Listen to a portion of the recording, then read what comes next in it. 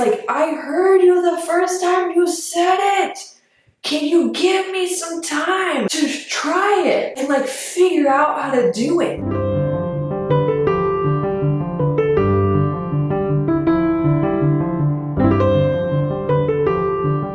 Hey dancers, it's Kirsten. Welcome back to the Confident Dancer YouTube channel. Today I'm going to talk about a few things that I believe ballet training gets wrong in developing good, mentally healthy, and well-rounded dancers. I just want to point these things out because whether you are a dance teacher or you are a student, professional, wherever you're at, I think there are things that we can learn from in either as teachers, we can adapt our approach to how we train students, but also as a dancer, I'm such an advocate for the mindset that you are your own best teacher. Well, not always right away. That's why we have teachers. What I mean is I think it's wonderful to start to learn how to become your own best teacher.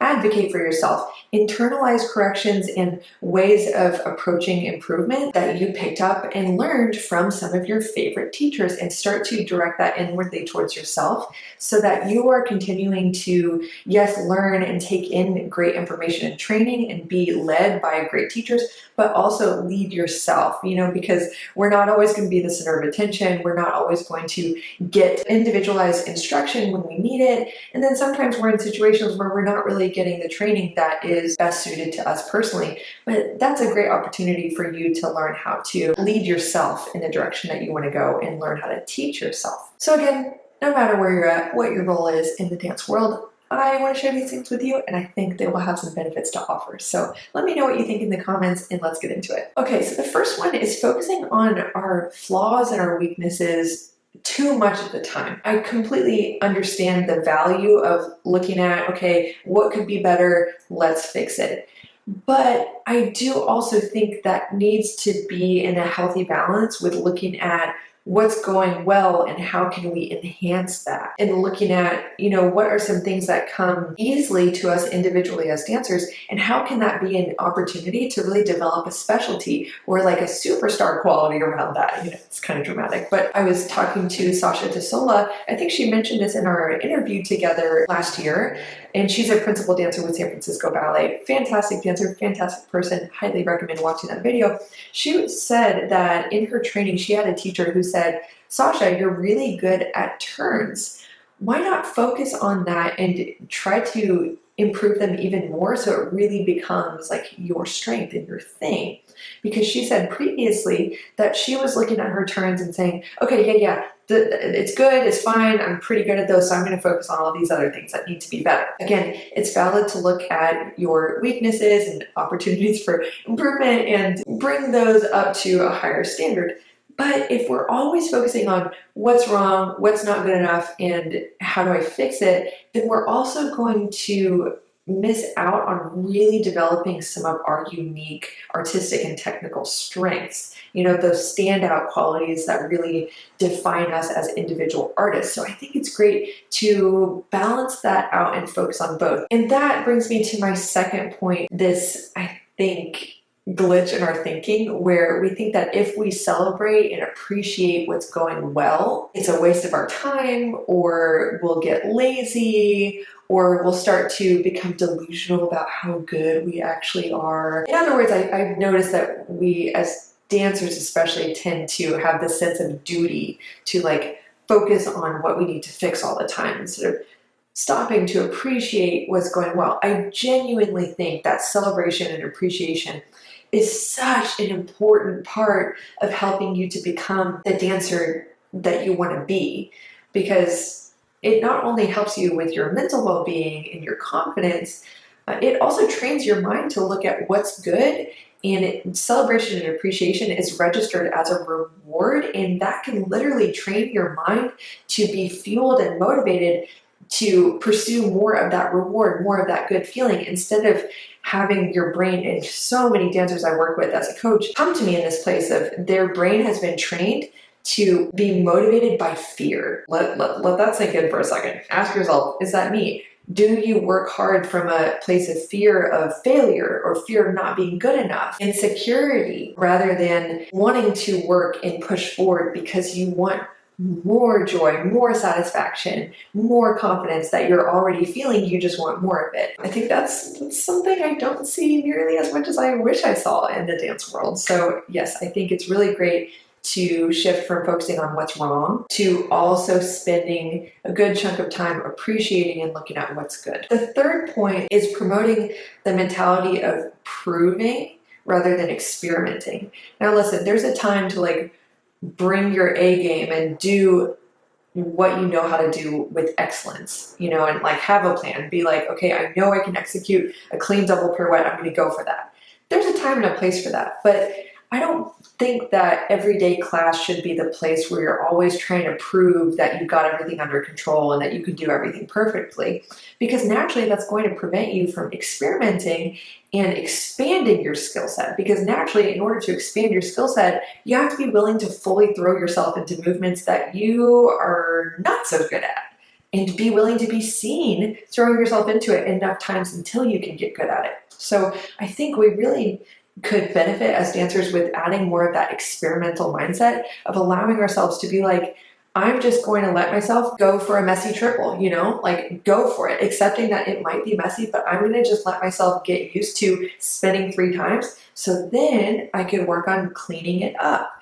But if you're like, I will only go for a triple pirouette if I think I'm going to land it and it's going to be great and clean, then you're probably going to be stopping yourself. So again, really important to have that experimental attitude, not just the proving attitude all the time. Hey there, I hope you're really enjoying this video, but I just need to ask you something really quick. Is self-doubt really just sucking the joy out of dancing for you? Is being in your head and being self-critical and not feeling good enough, like even if you look fine on the outside and you know you're just plowing along, is that affecting your ability to perform and enjoy dance while you're at it? If those mental struggles sound familiar, or others like performance anxiety, perfectionism, comparing yourself to other dancers, any of those things, if those are impacting your ability to perform your best and feel your best consistently, then you don't have to keep struggling. I'm so passionate about this, and I want to talk to you about the Confident Dancer Coaching Program. This is a coaching program that focuses on the mental side of dance, where you and I can work together individually to truly help you to build the belief in yourself, let go of all the negative programming in your mind that's impacting your ability to perform in your experience, and help you truly build the confidence to thrive as a dancer and fulfill your personal potential. If that's something that you want, you can click the link in my description box to visit kirstenkemp.com, learn more about the Confident Dancer Coaching Program, what it includes, how it works, read incredible testimonials from past clients who've worked with me, and schedule a free 30-minute consultation where you and I can connect, talk about your goals and challenges, absolutely no strings attached, and just see if working together would be a great fit for you and your goals. If that's something you're interested in, definitely take advantage of that free consultation. Give yourself a chance to truly thrive as a dancer, and I hope to talk to you soon. And that is all I have to say. I hope you enjoy the rest of the video. Let's move on with it. The next thing that dancers and teachers can really, I think we could really change this and see a lot of benefit, is pre-framing that things are hard. Okay. People do this with the left side of all sorts of things, like, oh, that's my bad side. Oh, we need to slow the tempo down to the left because the turns to the left are hard. Or, oh, this is going to be miserable. Oh, adagio, here we go. You know, however we pre-frame what's going to happen, it causes our minds to predict and look for evidence that that is true. It creates self-fulfilling prophecies. Most dancers out there have 2 legs and 2 arms, and the ability to turn in both directions. So why is it that most dancers are like, oh, I want to do the right, it's my good side, it's easier? I don't think it's because like inherently the right side is easier. I think it's because of mental conditioning that we've received to keep favoring the right, to pick a favorite side. You know, instead of like, imagine if ballet teachers across the world changed to start talking about the left as if like, oh yeah, of course, we're going to do it at the same tempo, no big deal, perfectly capable. What if they normalized doing choreography for performances that had pirouettes to the left? I think we would actually practice it and we would get better at it. We would have a more open mind or positive frame or prediction, like, yeah, I can do it going into the turns, rather than what a lot of dancers experience is we pre-frame, oh, this is my bad side, oh, this is going to be hard. And so then it kind of becomes a self-fulfilling prophecy because it changes how we practice and how we engage with the thing. And we end up just creating the experience that we've expected from the beginning. So instead of doing this, you can pre-frame a positive experience. You can use that growth mindset to say, no, I believe I can make it good. I believe, this adagio can be fun. I believe this fondue can feel light. It doesn't have to feel hard. It can feel easy, or there are moments where it can feel easy. And just by practicing positive pre-framing, I believe you will notice a difference in the experience you end up having. The next thing is deciding too early if we're good or bad at something. And again, it's kind of nuanced with dancers, because when I say we decide too early if we're good or bad at something, that doesn't mean that we practice doing the splits 3 times when we're 10 and then we're like, I'm not flexible, and then you stop practicing. The thing is, a lot of dancers keep practicing for their entire lifetime, but they keep practicing with a fixed mindset and that limited way of thinking, like, oh, I'm not good at that. And so it affects the way we practice for a lifetime, which tends to keep confirming itself. The belief confirms itself in our results. So ask yourself, are you keeping an open mind? Have you decided when you were 12 that you're just not good at petit allegro and jumps? And then that keeps playing itself out because you're practicing with tension in your body, or you give up too soon when you are practicing because you are embarrassed and you're like, oh, I'm not good at it, so you don't want people to see, so then you don't practice as much. See how your decisions about what you're good and bad at from an earlier age, see how those could be helping or hindering you. And I want to encourage you to keep an open mind, have that growth mindset, like, it's not too late to become good at something. You are capable of change. The last one I'll mention is this prevalence of overcorrecting, and generally, this is kind of for teachers, it can somewhat apply to dancers, but we tend to overcorrect ourselves and also teachers, and I'm talking to myself, sometimes I get in this mode. I can talk too much and I can overcorrect. And I really try to keep the rein on this and not do it so much, because I've noticed that when I take class and the teacher is constantly talking over the music, or they won't stop saying, bring your arm forward in the andedon, bring it forward, bring it forward. It's like, I heard you the first time you said it. Can you give me some time to try it and figure out how to do it? Personally, that's a huge pet peeve of mine. When I take class, I'm like, give me some time to practice. And also, hear myself think. Okay, if I can't hear myself think, I'm probably going to be a little distracted, so that it will be harder to implement the correction that I'm being given. So, I've had an experience lately where it's like, oh my gosh, I just want to be able to hear myself think so I can direct myself in this combination. I know what you said, I just need some time to implement it. So I think sometimes that can be really, really distracting for students. And I didn't fully recognize that until I finally got in a company at the age of I think I was 22. I noticed that the company classes would just move really quickly, and the teacher wouldn't talk over the music, and they wouldn't correct us for 10 minutes. They would just be maybe quick comment, next combo, just keep going. And I noticed I could actually hear the music. I could hear myself think. And because I could hear myself think, I could focus. I could make more artistic choices because I wasn't distracted by the constant over the music. So yeah, I would love to hear what you think on that one. I get it.